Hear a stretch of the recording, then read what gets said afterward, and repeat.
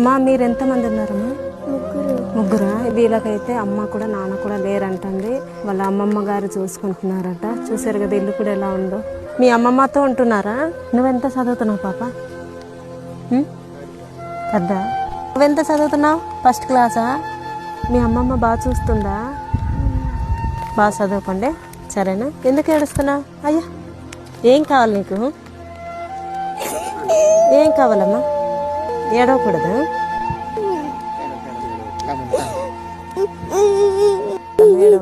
ఇదో చెల్లి చూడు ఏడవట్లేదు. ఏడవకు. ఏటి కావాలి చెప్పు, తీసుకొస్తాం. బేగులు కావాలా? నీకు ఏటి కావాలి చెప్పు, చెప్తే నేను తెచ్చిస్తాను. చెప్పమ్మా. మీ అమ్మమ్మకి బువ్వ వండేసి ఇవ్వమను. సబ్బులు షాంపులు కూడా తీసుకొచ్చాను.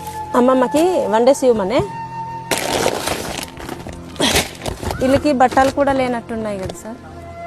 నోట్ బుక్స్ ఇక్కడ పెడుతున్నానమ్మా. అక్క వచ్చి ఇచ్చిందని చెప్పు. మీ చెల్లి వాళ్ళకి నీకు చెప్పులు బుక్స్ తెచ్చుకుందరు. ఇంకో చెల్లి ఉంది కదా, ఇక్కడ వేసిండు. మీ అమ్మమ్మ వచ్చే వరకు పడేస్తావు. సో వీళ్ళకైతే అమ్మ నాన్న కూడా లేరంటండి. వాళ్ళ అమ్మమ్మ గారే చూసుకుంటున్నారట. ఇల్లు కూడా లేదు, చూసారు కదా. చాలా ఇబ్బందితో ఉన్నారు. ఇల్లు అయితే ఇల్లు కూడా ఎప్పుడు పడిపోద్దో తెలియదు. మట్టి ఇల్లు, పైన అయితే చూసారు కదా గడ్డి. సో మీరు ఎవరైనా సహాయం చేస్తే ఇలాంటి వాళ్ళకి చెయ్యండి. పాపం ముగ్గురు ఆడపిల్లలే. వాళ్ళ అమ్మమ్మ కూడా పనికి వెళ్ళారంట.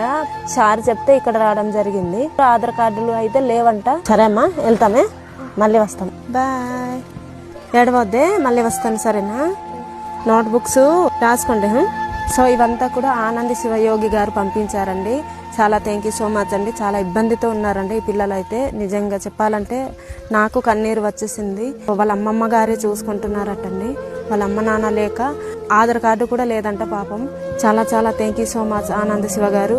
మీకు మీ కుటుంబానికి ఎప్పుడు దేవుడు ఆశీస్సులు ఉండాలని మనస్ఫూర్తిగా కోరుచున్నాను. Thank you so much.